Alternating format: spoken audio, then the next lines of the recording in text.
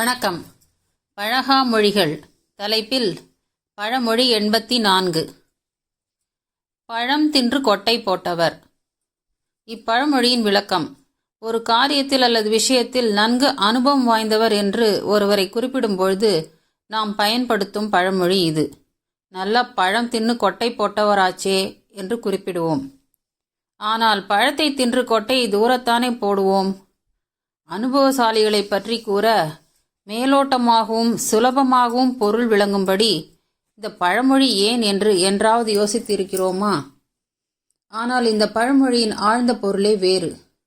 இப்பொழுது இந்த பழமொழியின் உயரிய பொருளை தெரிந்து கொள்வோம்.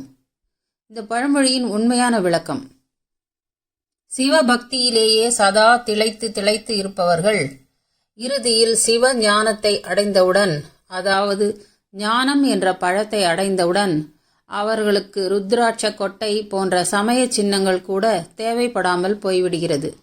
அதை கூட, அதாவது அந்த ருத்ராட்ச காய் அணிவதை கூட துறந்து விடுவர். சிவஞானம் என்ற பழத்தை புசித்த பின் காய் ஆகிய சின்னங்கள் அணிவது கூட தேவையில்லாத ஒன்று என்பதை உணர்ந்து கொள்வர்.